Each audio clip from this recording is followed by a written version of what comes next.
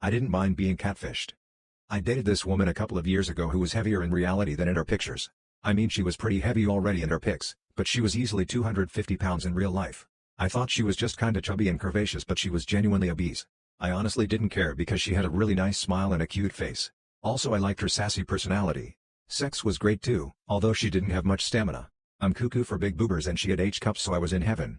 She had a big old belly and she was pretty insecure about it, but I thought it was cute.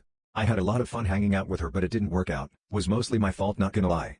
I just started dating another woman and once again she's heavier than her pictures, although in her pictures she was really skinny and in real life she's just a little bit chubby. I can't say I mind it this time around either. She actually apologized for being bigger than her pictures, but I told her it was okay. She's also insecure about her tummy, but I still think it's cute.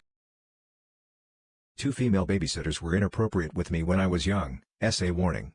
On 2 completely separate occasions, different times of my life, had very inappropriate babysitters.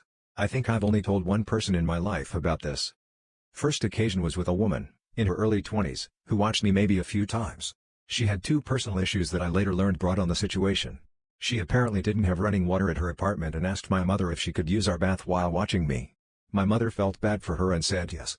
The woman let me bathe with her and I recall exploring her female areas while in the tub. I was about 3 or 4 at the time. The other thing I learned is that she had a miscarriage sometime earlier in the year, which might explain another memory I have of sucking on her chest like a nursing baby. She clearly had issues, but I was never afraid of her or had any negative view of her. The second sitter was around 13 years old and I was maybe 6 or 7. She lived next door and would watch me often. She would also have a girlfriend over on many occasions. I recall them taking turns experimenting with me. The most innocent being French kissing. Other things were not innocent at all. The one reason I disliked her is because she would lock me in a bathroom with a scary mask and make me promise not to tell on her. I remember it pissed me off because I wouldn't have told on her anyway since I enjoyed the attention I got from her and her friend. No, I didn't hate them for what they did and it didn't traumatize me. They were incidents in my past that I eventually figured out were wildly inappropriate. Although, at that time, they probably wouldn't have gotten in any real trouble for it since I am a male. Also, I have no idea who these people are now. I have forgotten names and mostly what they look like. I found out what my dad's taste in porn is. Not sure if this really counts as a confession, but I had to share it before I blurted it out to the wrong person, lol. So I, 23M, need to use my dad's, 57, old phone due to the screen failing on mine. When I decided to use said phone to search something up and noticed several tabs open, and being the massive snoop I am decided to see what pages were open, only to discover a couple pages of porn and a cam girl site. Curiosity getting the better of me, I decided to see what he'd been searching up on said sites, only to discover he'd been looking for mother/son stuff. Obviously immediate regret set in and I felt it safer to factory reset the entire phone to avoid further discoveries. My mom moved 3 hours away and doesn't talk to me anymore. Last year my mom sold the house without telling anyone, then moved out a week after breaking the news to me and my family. Me being 17 at the time was blindsided and told I need to pack my things and basically find somewhere to go. So I moved into my BFS family's house.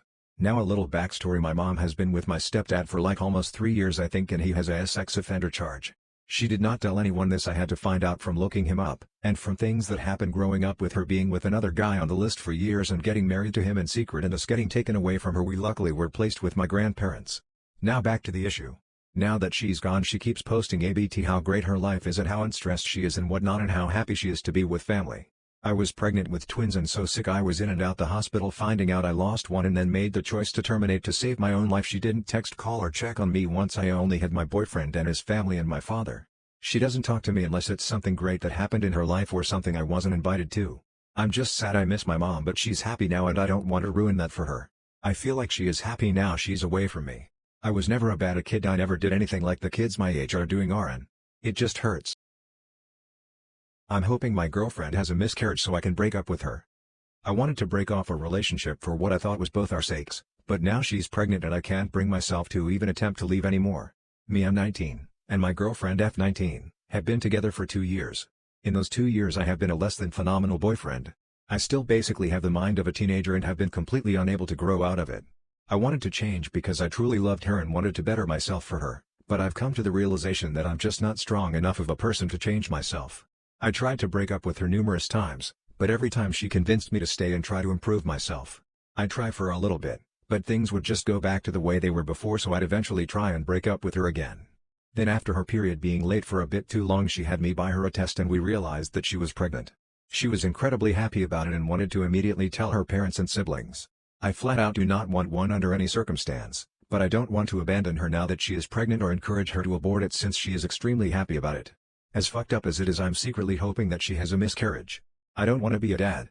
It's selfish, but I want to stay a teenager/young adult. I want to go to parties, get blackout drunk, be able to be stupid and not have my life revolve around the responsibilities of taking care of a pregnant woman who I didn't want to be with anymore and then taking care of a child I never wanted in the first place. I have no one who would be on my side because her family and my family are ecstatic about being grandparents, aunts, and uncles.